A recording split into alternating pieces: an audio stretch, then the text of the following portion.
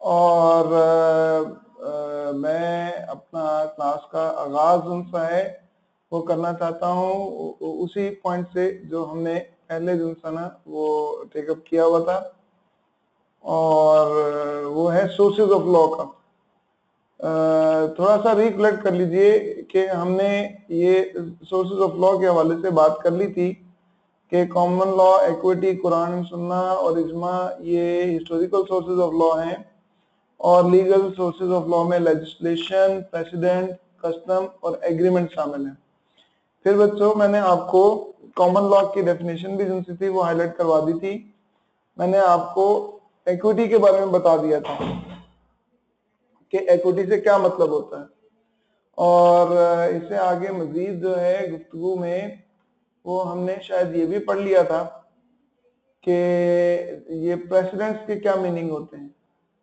क्या आप सब दोस्तों को मेरी आवाज सही तरह से आ रही है? Can you all hear me? अच्छा जी। तो बच्चों आपको फिर ये याद होगा कि हमने प्रेसिडेंट्स के जिनसे ना वो मीनिंग जिनसे थे वो भी देख लिए थे कि प्रेसिडेंट का क्या मतलब है, और उससे अगली जो बात हमने देखी थी बच्चों वो ये दो वर्ड्स थे, ratio decidendi and obiter dicta. बच्चों can you all see the slides? क्या आप सब लोगों को स्लाइड्स भी नजर आ रही हैं कि नहीं?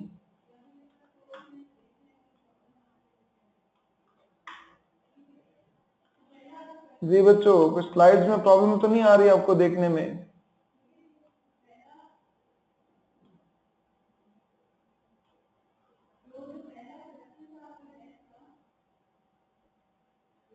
It is stagnant on sources of law.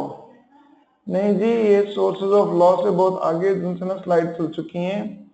ये प्लीज जरा अपने जो इंटरनेट कनेक्शन है उसको थोड़ा सा रीसेट कीजिए, और ये जो है इस वक्त जो स्लाइड यहाँ पर चल रही है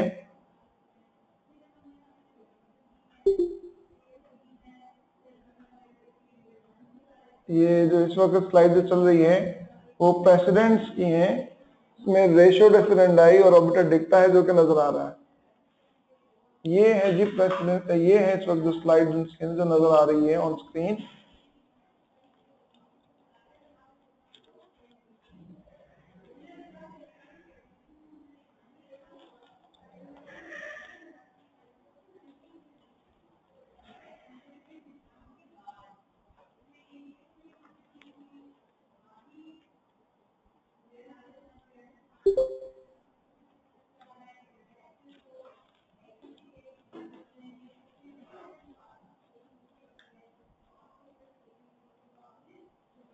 जी बच्चों बेहतर हुआ कि नहीं?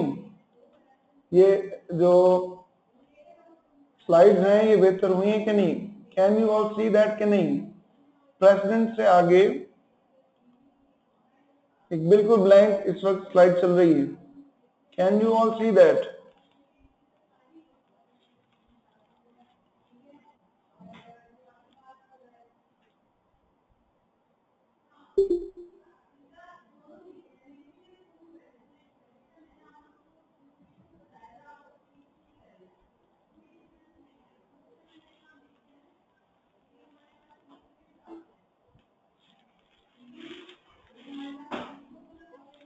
एक मिनट ठहरिएगा, मैं जरा इसको दुरुस्त करता हूँ, क्योंकि स्लाइड जो से है ना वो जब तक अगली आपको नजर नहीं आएगी उससे पहले हम उनसे ना बेहतर तरीके से अपने शो को आगे लेकर नहीं चल सकेंगे।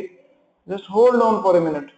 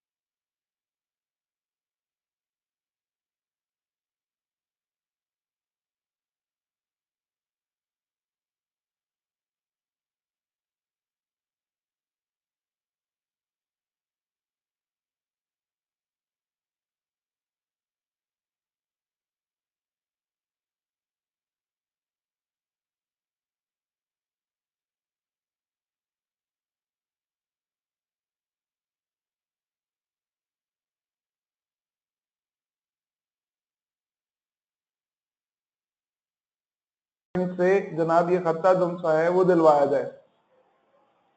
तो बच्चों आप समझ सकते हैं कि बेशुमार केसेस हो सकते हैं जो कि इस फैसले की रोशनी में अदालतों में फाइल हो जाएंगे, जिसमें कि जनाब वाइफ जिनसी हैं वो अपने हस्बैंड से खर्चे जिनसे हैं डाइवोर्स के बाद में भी क्लेम करना शुरू कर देंगे। तो जी फर्ज कर लीजिए कोई ऐसा ही एक मुकदमा जनाब वो एक्स के खिलाफ सिविल कोर्ट में वाई ने फाइल कर दिया और वाई भी अदालत से यही कह रही हैं कि जनाब वाला ये एक्स जो कि मेरे एक्स हस्बैंड हैं इन्होंने मुझे डाइवोर्स दे दी हुई है और जनाब इनसे कहा जाए कि मुझे जनाब ये खर्चा दें। अब जनाब इसमें एक्स जो है वो अदालत में आकर बोलता है जनाब ये कितनी फजूल बात कर रही हैं। तो सभी बोलते हैं जी बिल्कुल बड़ी फजूल बात कर रही हैं जी आप के डाइवोर्स के बाद भी ये आपको आपके लिए बिल्कुल स्ट्रेंजर है। Now he is just a stranger और ये डाइवोर्स के बाद में भी आपको जनाब खर्चा क्यों दे। जो वाई थी इनके वकील साहब ने जनाब हाई का ये सिविल कोर्ट में कहा कि जनाबे वाला ये सुप्रीम कोर्ट का फैसला है, ए वर्सेस बी के केस में सुप्रीम कोर्ट ने फैसला सुना दिया हुआ है कि डाइवोर्स के बाद भी जो वाइफ हैं वो एक्स वाइफ हैं वो अपने एक्स हस्बैंड से खर्चा ले सकती हैं और सिविल कोर्ट में मुकदमे का फैसला दिखाया जाता है। सिविल कोर्ट एक्स से बोलती है कि जी हमें तो आपसे हमदर्दी है और एक्स बोलता है सिविल कोर्ट से जनाबे वाला ये सख्त ज्यादती है, खर्चे से तंग आकर मैंने इसको डाइवोर्स दी थी और अब जनाब डाइवोर्स के बाद भी मुझे खर्चा देना पड़े तो जनाबे वाला ये तो जुल्म है। तो सिविल कोर्ट बोलती है कि जनाब देखें जी हम भी बीवियों वाले हम कुछ नहीं कर सकते आपके साथ हमदर्दी के अलावा, लेकिन खर्चा तो जिस तरह से सुप्रीम कोर्ट ने कहा है ये आपको देना पड़ेगा। तो बच्चों सन 2011 में ये मुकदमा जिनसा ना इसका फैसला वाई के हक में हो जाएगा क्योंकि सिविल कोर्ट जो है वो सुप्रीम कोर्ट ऑफ पाकिस्तान के प्रेसिडेंट को फॉलो करने की पाबंद है। सुप्रीम कोर्ट ऑफ पाकिस्तान का प्रेसिडेंट निचली तमाम कोर्ट्स के लिए फॉलो करना लाजमी होता है और इस तरह से बच्चों ये एक प्रेसिडेंट जिनसा है इसको दूसरी कोर्ट जिनसी है वो फॉलो करने से इनकार नहीं कर सकती। क्या ये बात सबको समझ आ गई बच्चों? क्या आपने ये अंडरस्टैंड कर लिया किस तरह से एक सुप्रीम कोर्ट का फैसला दूसरी कोर्ट्स के लिए फॉलो करना लाजमी हो जाता है। ये जो लास्ट लेक्चर में अगर आपको याद होगा मैंने आपको बाइंडिंग इफेक्ट के बारे में बताया था। तो बाइंडिंग इफेक्ट का यही मतलब है कि एक अदालत का फैसला जो है वो दूसरी अदालत के लिए फॉलो करना इंतहाई जरूरी है कि दूसरी अदालत उसको फॉलो करने से इनकार नहीं कर सकती।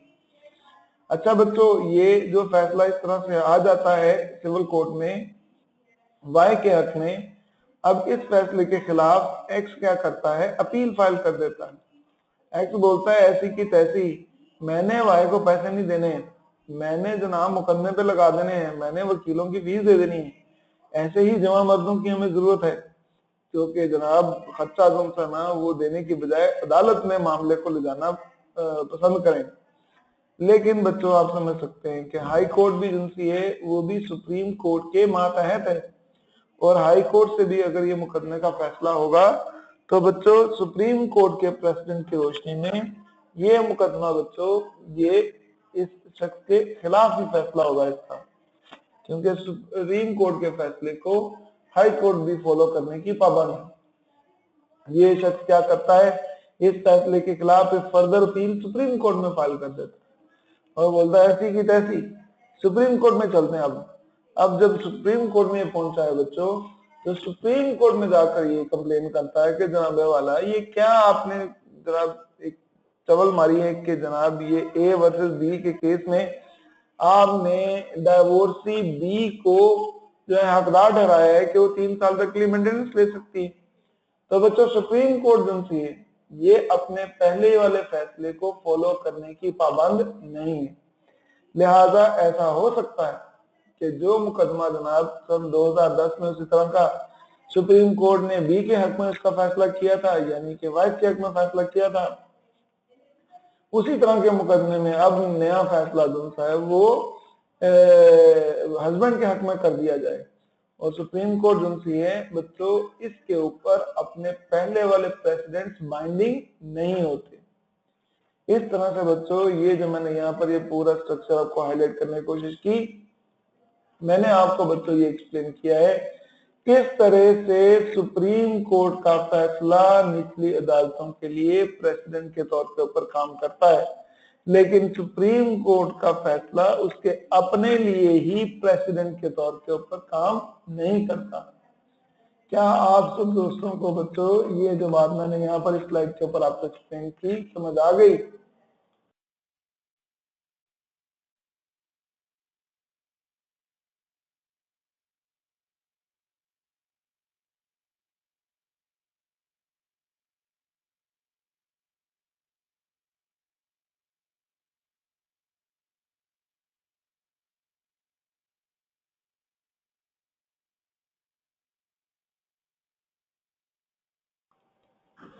अच्छा बच्चों ये आपने याद रखना है कि प्रेसिडेंट्स उनसे होते हैं, इसमें जो अगर फॉर एग्जांपल मुकदमे का फैसला सन 2010 में हुआ था और उसमें हस्बैंड ने वाइफ को अगर जनाब पैसे सारे दे दिए हुए थे, तो जो नया प्रेसिडेंट आया है जिसमें कहा गया है कि हस्बैंड जो है ना वो पैसे देने का पाबंद नहीं, तो जो दिए हुए ए के पैसे बी को होंगे वो बी से ए वापस रिकवर नहीं कर सकता है, क्योंकि जो फैसला हो गया सो हो गया। निचली अदालतों में भी हो सकता है कई मुकदमों के फैसले जिनसे थे उनके खिलाफ हस्बैंड ने अपील फाइल ही नहीं की थी। 20 करोड़ अवाम है तो उसमें कोई है जो कि सुप्रीम कोर्ट तक पहुंचता है बच्चों, वरना हो सकता है कई मुकदमों के फैसले जिनसे थे वो सिविल कोर्ट से हुए, यहाँ सिविल कोर्ट जाने की नौबत ही ना पेश आई, हस्बैंड ने वाइफ के साथ ना पहले से ही पैसे कॉम्प्रोमाइज कर लिया और कहा कि दीदी आप जो सना ये पैसे जो सना हमसे आउट ऑफ द कोर्ट ही ले ले, हम इस मामले को अदालत में ले जाना नहीं चाहते। इस तरह से करके हो सकता है कई लोगों ने अपने मैटर जिनसे हैं वो रिजॉल्व कर लिए हो और उन्हें अदालत में जाने की जहमत ना उठानी पड़ी हो। सबको ये बात समझ आ गई बच्चों? सुप्रीम कोर्ट का ये जो लेटेस्ट फैसला है सन 2014 का, अगर बच्चों इसके बाद कोई जो मुकदमा आता है आपका क्या ख्याल है उस मुकदमे में कौन से प्रेसिडेंट को फॉलो किया जाएगा, सन 2010 के या सन 2014 के?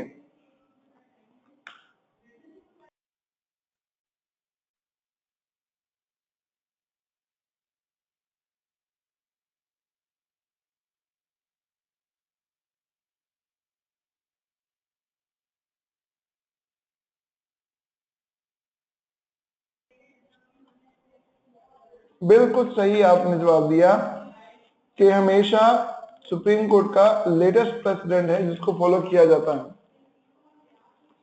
पुराने प्रेसिडेंट को नया प्रेसिडेंट जो है बच्चों वो ओवर रूल कर देता है। हमारी इस कहानी में एक्स वर्सेस वाई के मुकदमे में सन 2014 के फैसले ने सन 2010 के ए वर्सेस बी के मुकदमे के फैसले को ओवर रूल कर दिया। सन 2010 का फैसला सन 2014 के फैसले से ओवर रूल हो चुका है। बिल्कुल सही आपने बच्चों ये पॉइंट आउट कर ली चीज। अच्छा जनाब, अब नेक्स्ट जो है इससे आगे अगर चलते हैं तो बच्चों मैं आपको मजीद ये एक्सप्लेन करना चाहता हूं कि किस अदालत का फैसला कौन सी दूसरी अदालत के लिए फॉलो करना लाजमी हो जाता है।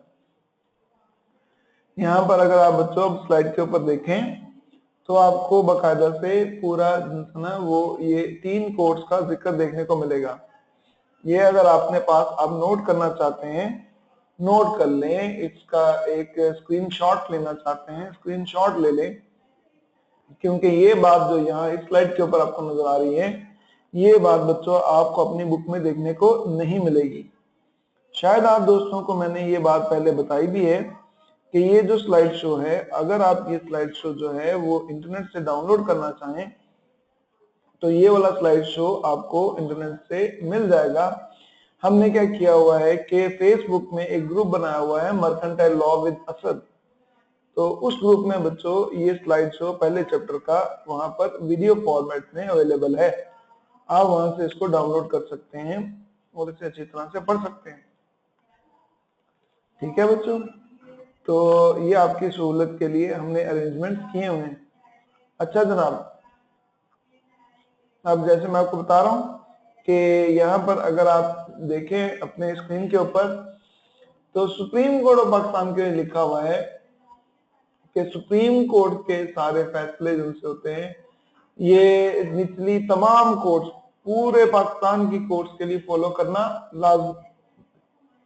लाजमी होते हैं, लेकिन ये सुप्रीम कोर्ट के अपने लिए फॉलो करना लाजमी नहीं होते। इससे नीचे अगर हाई कोर्ट की सतह पर आ जाएं तो binds all the subordinate courts in the province but does not bind high court of other province and supreme court of Pakistan.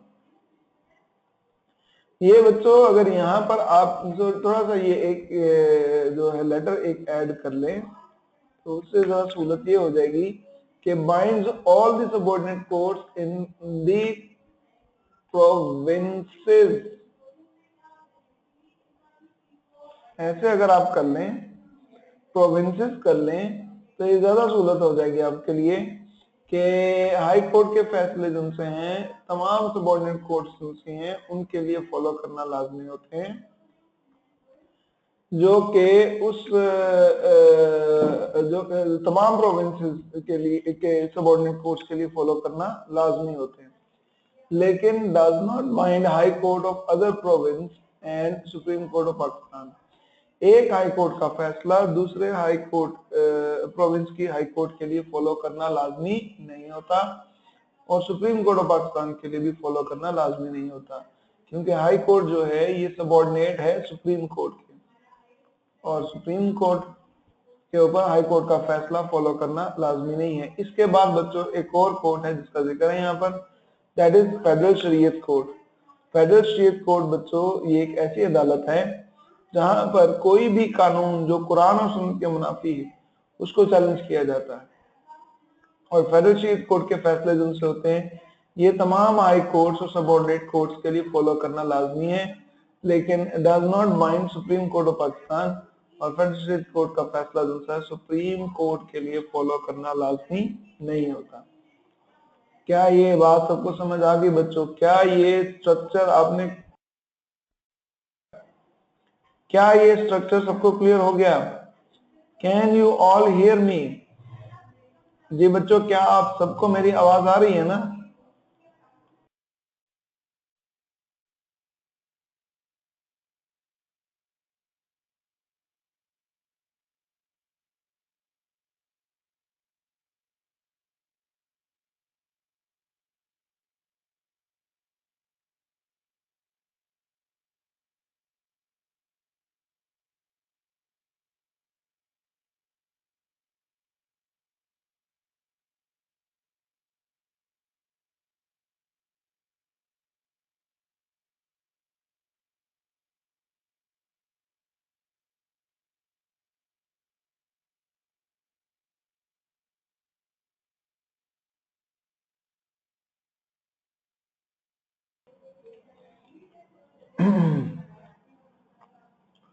Federal शरीयत कोर्ट के बारे में मेरे दोस्त ने पूछा है बच्चों कि फेडरल शरीयत कोर्ट के बारे में दोबारा बता दें।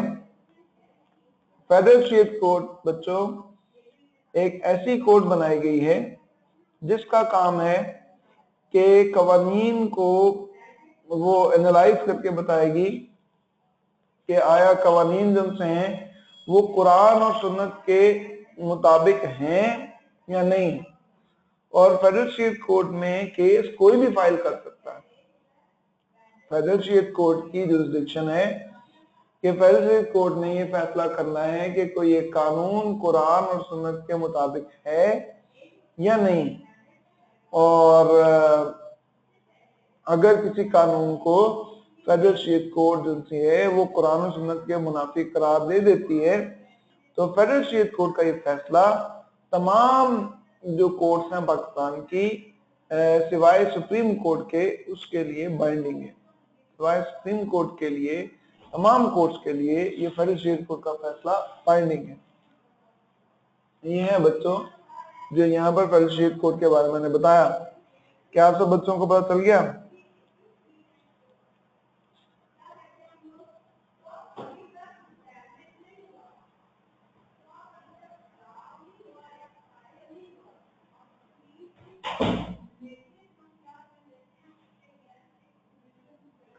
जी हमारे दोस्त ने ये पूछा है कि फेडरल स्टेट कोड को फॉलो नहीं करती क्या फिर? फेडरल सुप्रीम कोर्ट को फॉलो नहीं करती फिर? जी federal state court supreme court को फॉलो जरूर करती है। देखें बच्चों, अगर आपने नोट किया हो कि यहाँ पर ऊपर सुप्रीम कोर्ट के हवाले से लिखा हुआ है कि binds all the courts in Pakistan and that include federal state court, के सुप्रीम कोर्ट का फैसला तमाम कोर्ट्स के लिए बाइंडिंग है और उन तमाम कोर्ट्स में फेडरल स्टेट कोर्ट भी आ जाती है। लेकिन फेडरल स्टेट कोर्ट का जो फैसला है बच्चों, वो सुप्रीम कोर्ट के लिए फॉलो करना लाजमी नहीं है, क्योंकि सुप्रीम कोर्ट ऑफ पाकिस्तान ये सबसे जनाब वो आला अदालत है पाकिस्तान की। इसको हम अदालत उज़्मा भी बोलते हैं, अदालत आलिया हाई कोर्ट को बोलते हैं और सुप्रीम कोर्ट को अदालत उज़्मा बोलते हैं। ये आलिया और उज़्मा ही हैं जिन्होंने जनाब पाकिस्तान में इंसाफ का निजाम जो है उसको संभालना होता है।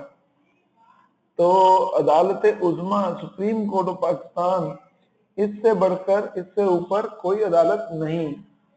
हाँ अलबत्ता इसमें नीचे अदालतें मौजूद हैं। तो फेडरल स्टेट कोर्ट का फैसला जो सा है वो निचली अदालतों के लिए और फिर हाई कोर्ट के लिए भी फॉलो करना लाजमी है, लेकिन जो सुप्रीम कोर्ट है उसके लिए फॉलो करना लाजमी नहीं। सबको ये बात समझ आ गई बच्चों? ये पॉइंट सबको क्लियर हो गया ना? अच्छा जी, इससे आगे चलते हैं। अगला पॉइंट बच्चों जो मैं आपको एक्सप्लेन करने जा रहा हूं वो है प्रेसिडेंट्स के फायदे और नुकसानात। प्रेसिडेंट्स के फायदे जिनसे हैं उसको मैंने प्रोज लिखा है और जो नुकसानात हैं उनको कॉन्स लिखा है। प्रेसिडेंट्स के फायदों में पहला फायदा जो आपकी बुक में लिखा हुआ है और वो ये है बच्चों कि it saves time and expense. कोई भी अदालतों के फैसले जिनसे हैं उससे वक्त की बचत हो जाती है।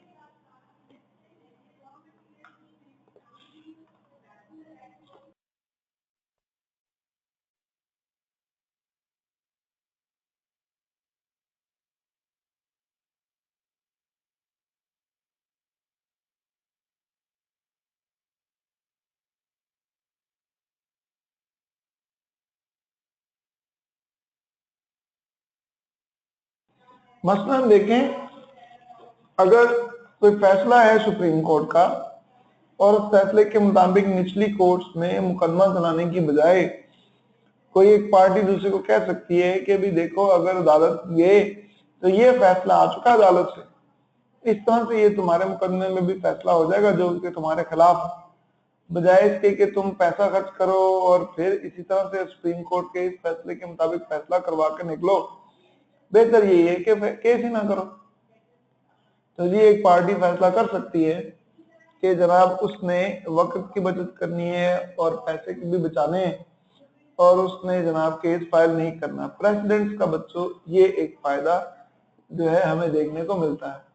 एक और फायदा जनाब जो प्रेसिडेंट्स का हमें देखने को मिल सकता है वो है कंसिस्टेंसी इन डिसीजंस, के एक ही तरह के मुकदमे में एक ही तरह के फैसले आते हैं। ये भी बच्चों एक बहुत बड़ा फायदा है प्रेसिडेंट्स का कि एक ही तरह के फैक्ट्स हैं तो लॉ भी फिर वही अप्लाई होगा जो पहले वाले मुकदमे में अदालत ने अप्लाई किया था। तो जी ये कंसिस्टेंसी जिनसी है एक ही तरह के मुकदमा में एक ही तरह के फैसले की, ये भी बच्चों प्रेसिडेंट्स की मरहूने मिन्नत है। ये भी बच्चों प्रेसिडेंट्स का फायदा है जो हमें देखने को मिलता है। एक और जो फायदा हमें देखने को मिलता है प्रेसिडेंट्स का वो है फ्लेक्सिबिलिटी इन द लॉ। याद रखिएगा बच्चों, अदालतों का काम फैसले यानी लॉज की तशरीह करना होता है, जबकि लॉज बनाने का काम जो होता है पार्लियामेंट का होता है। पार्लियामेंट लॉज बनाती हैं और अदालतें लॉज की इंटरप्रिटेशन करती हैं, तशरीह करती हैं, जबकि लॉ हमारे लिए जो अदालतों से बना हुआ कानून वो भी है और जो तशरी जनाब इन्होंने जज साहबान ने की होती है कवानीन की, वो भी हमारे लिए लॉ का दर्जा रखती है चीज। तो प्रेसिडेंट हमारे लिए जनाब वो फैसले भी मतलब जो लॉज हैं जो पार्लियामेंट से बने हैं वो भी हैं, और लॉज हमारे लिए अदालतों के फैसले भी हैं।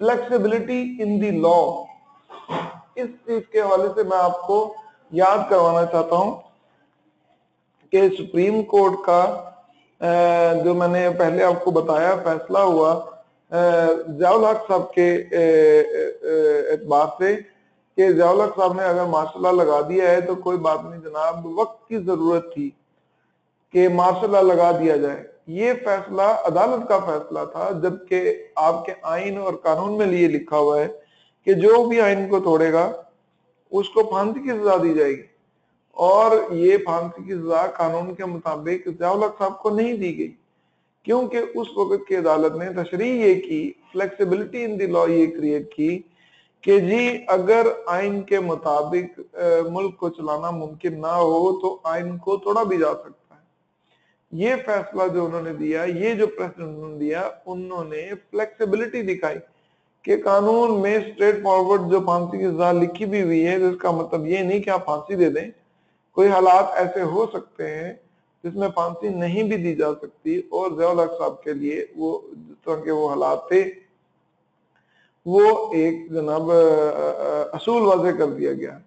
मुशर्रफ ने भी जब पहली दफा जनाब ये मार्शल लगाया तो उनके लिए भी उसी पुराने प्रेसिडेंट के मुताबिक ही सुप्रीम कोर्ट ने जनाब उसको फॉलो किया और कहा कि जनाब जब आइन के तहत मुल्क को चलाना मुमकिन ना हो तो फिर ऐसे में जनाब वो सिस्टम को तोड़कर अपना सिस्टम जो है वो एस्टेब्लिश किया जा सकता है। प्रेसिडेंट्स का ये फायदा भी कि उससे फ्लेक्सिबिलिटी जिनसे वो आ जाती है। जी हमारे एक दोस्त ने सवाल ये किया है कि सुप्रीम कोर्ट को होल्ड कौन करता है।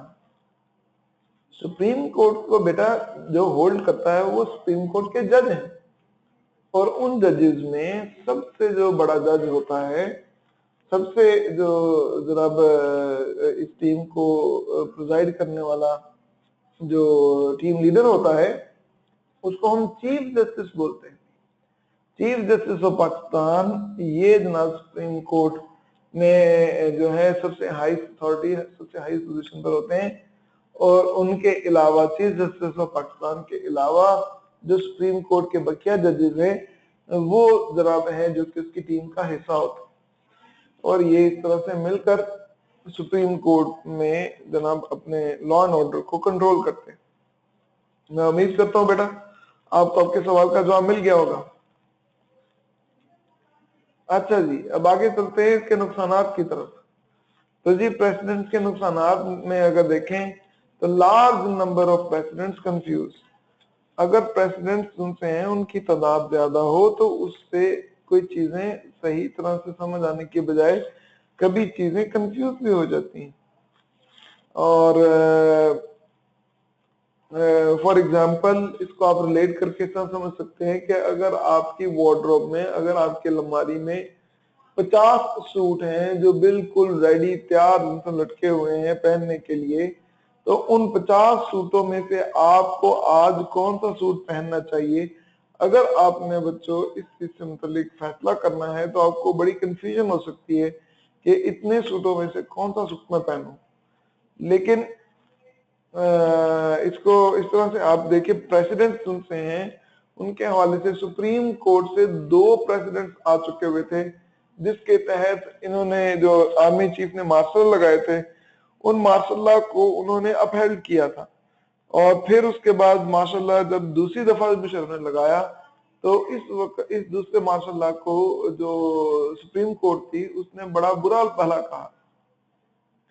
अब भी बच्चों ये जो 2 साल पहले इमरान खान साहब जब धरना लेकर जरा इस्लामाबाद में मौजूद थे, जब वो भी मुंतजर थे कि अंपायर जुल्सना उंगली उठा देगा, तो उस वक्त भी यही सोचा जा रहा था कि अगर मार्शल लग जाता है तो फिर सुप्रीम कोर्ट क्या करेगी, क्या वो अपने पहले ज़ियाउल हक वाले प्रेसिडेंट्स को फॉलो करेंगे, या जो वो लेटेस्ट प्रेसिडेंट दिया हुआ उन्होंने उसको फॉलो करेंगे, जिसमें उन्होंने कहा है कि जो हाई कोर्ट जो उन्होंने कहा है कि इस तरह से मार्शल लॉ नहीं लगाया जा सकता। तो ये बच्चों अगर प्रेसिडेंट 3-4 एक ही इशू के ऊपर मौजूद है तो लोगों में कंफ्यूजन ये है कि आया अब आकर जो है प्रेसिडेंट लेटेस्ट वाला फॉलो किया जाएगा या पुराने वाला ही प्रेसिडेंट वो देकर नए वाले जो मतलब लेटेस्ट प्रेसिडेंट है कॉन्स्टिट्यूशन मुतालिक उसको ओवर रूल कर दिया जाएगा। मैं सारी डिस्कशन से आपको जो वजाहत करना चाहता हूँ और वो ये है कि नंबर जितना ज्यादा हो प्रेसिडेंट्स का एक इशू के ऊपर, एक पॉइंट के ऊपर, उतनी ज्यादा कंफ्यूजन हो जाती है। अगला पॉइंट है नुकसान जो प्रेसिडेंट का है वो अनजस्ट प्रेसिडेंट। कोई प्रेसिडेंट जो नाजायज नाइंसाफी के ऊपर मबनी है वो प्रेसिडेंट उनसा बच्चों वो काफी अर्से तक चलता चला जाता है जब तक कि उसको ओवर रूल ना कर दिया जाए। मेरी जो कहानी थी स्लाइड के ऊपर मैंने आपको सुनाई जिसमें कि ए वर्सेस बी के मुकदमे ने तहलका मचा दिया और वो जो एक जनाब बड़ा फजूल सा फैसला था उसको काफी अर्से तक फॉलो किया जाता रहा और ये अनजस्ट प्रेसिडेंट जो है बच्चों इस तरह से ये जनाब राइज रह सकता है काफी अर्से तक जब तक कि उसको ओवर रूल ना कर दिया जाए। ये प्रेसिडेंट का बहुत बड़ा नुकसान है। एक और जो नुकसान प्रेसिडेंट का है और वो है laws should not be made by जजेस। जजेस जो हैं वो लॉज उनसे हैं वो नहीं बनाना चाहिए उनको। आप में से दोस्तों मुझे कोई बता सकता है कि डेमोक्रेसी जमहूरियत इसका क्या मतलब होता है? Can any one of my students जो मुझे सुन रहे हैं इस वक्त, क्या आप में से कोई मुझे बता सकता है what is democracy? This is a question. Democracy क्या होती है?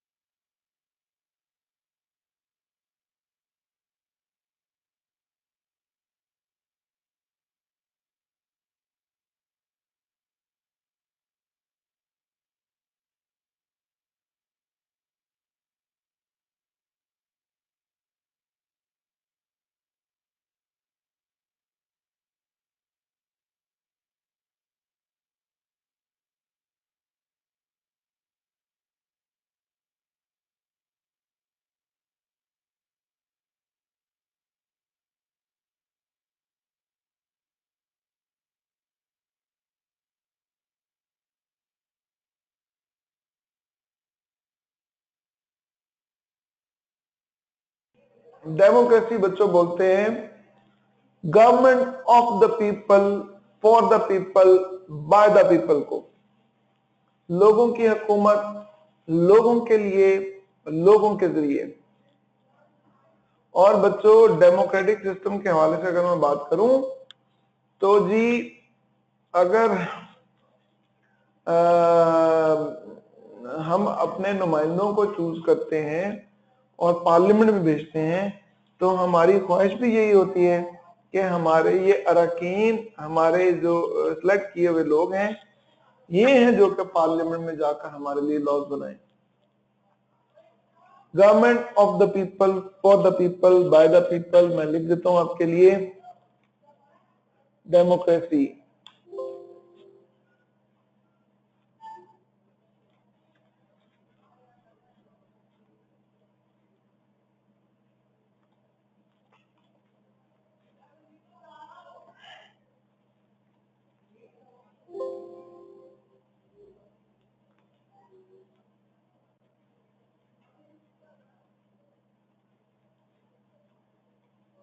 Government of the people for the people by the people.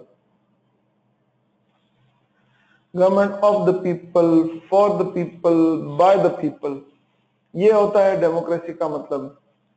और डेमोक्रेसी में हम चाहते हैं कि हमारे मुंतखब नुमाइंदे जिनसे हैं वो बच्चों लॉज बनाए, government of the people, for the people, by the people. लेकिन होता क्या है कि यहाँ पर जैसे नुकसान बताया जा रहा है, laws should not be made by जजेस। ये जो जज साहिबान है, पार्लियामेंट ने जो भी लॉ बनाया हो उसको अपने मर्जी का मतलब को निकाल कर जनाब उसको इस्तेमाल करने की कोशिश करें, तो ये गलत है। अगर बच्चों कोई भी फैसला जो सा है वो हाई कोर्ट या सुप्रीम कोर्ट का है, उसको निचली अदालतें फॉलो करने से इनकार कर देती हैं, तो ये तो एक नुकसान है ही। लेकिन लॉज जो से हैं वो जजेस नहीं बनाने, जजेस को नहीं बनाना चाहिए। लॉज जो है वो पार्लियामेंट को बनाना चाहिए, और जजेस को उन लॉज को इंटरप्रेट वैसे करना चाहिए जैसे कि उनकी ट्रू स्पिरिट में ये चीज रिक्वायर्ड। ये थी बच्चों खास बात जो आपको बताने वाली थी। आज के लिए बच्चों इतना ही, मैं अपना लेक्चर यहीं पर कंक्लूड कर रहा हूँ।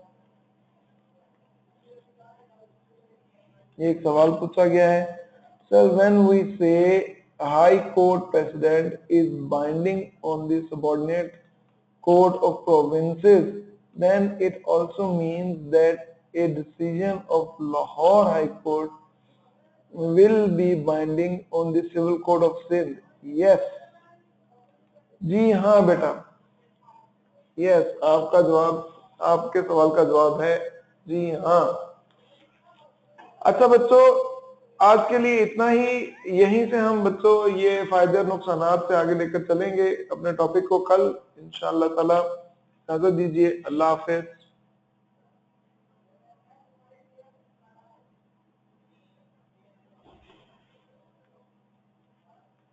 एक और सवाल पूछा गया है, 1 मिनट है ना बच्चों। यस लिखा मैंने, मेरे को दोस्त कह रहे हैं कैसे यस, मैं समझा नहीं, एक्सप्लेन। जी वो ये कह रहे हैं जी, अच्छा सवाल ये पूछा है हमारे दोस्त ने कि अगर कोई लाहौर हाई कोर्ट का फैसला है, तो क्या लाहौर हाई कोर्ट के फैसले को सिंध में सबऑर्डिनेट कोर्ट जो हैं वो फॉलो करने की पाबंद हैं? तो इस सवाल का मैंने जवाब दिया जी हाँ।